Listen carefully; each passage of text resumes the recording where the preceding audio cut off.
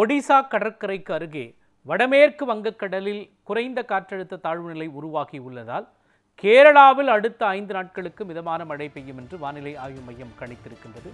இதுகுறித்த கூடுதல் விவரங்களை நமது செய்தியாளர் ரமேஷ்குமார் வழங்க கேட்கலாம். ரமேஷ்குமார், வானிலை ஆய்வு மையம் தற்பொழுது கணித்திருக்கின்றது. ஏற்கனவே கேரளாவின் எந்தெந்த பகுதிகளில் எந்தெந்த மாவட்டங்களில் எந்த அளவிற்கு மழை பெய்கிறது, தற்பொழுது இந்த அறிவிப்பு எந்தெந்த மாவட்டங்களுக்கு பொருந்தும்? மோகன், கேரளாவை பொறுத்த அளவில் ஏற்கனவே தென்மேற்கு பருவமழை என்பது 2ஆம் பருவமாக பெய்ய துவங்கி மெல்ல மெல்ல குறைந்திருக்கும் இந்த நிலையில் கடந்த 5 நாட்களாக லேசான மழை என்பது பல்வேறு மாவட்டங்களில் இருந்து வருகின்றன.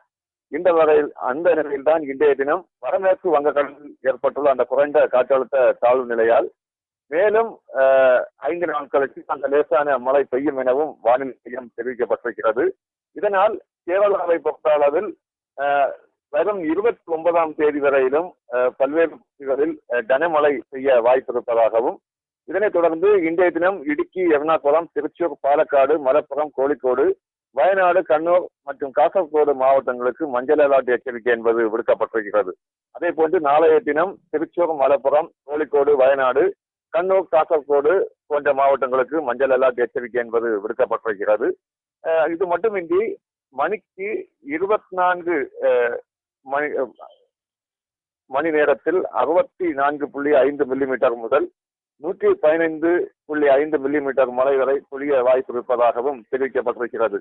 இதே போன்று மணிக்கு 60 கிலோமீட்டர் வேகத்தில் காற்று வீசும் எனவும், இதனால் கேரளா மற்றும் லட்சத்தீவு கடற்கரைகளில் மீனவர்கள் யாரும் மீன்பிடிக்க செல்லக்கூடாது என அறிவுறுத்தப்பட்டிருக்கிறது.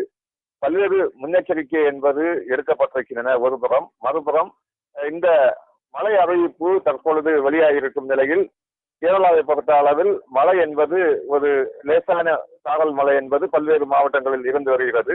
குறிப்பாக இடுக்கி, வயநாடு பல்வேறு மாவட்டங்களிலும் இந்த சாரல் மழை என்பது நேற்று இரவு முதல் பெய்ய துவங்கி இருக்கிறது.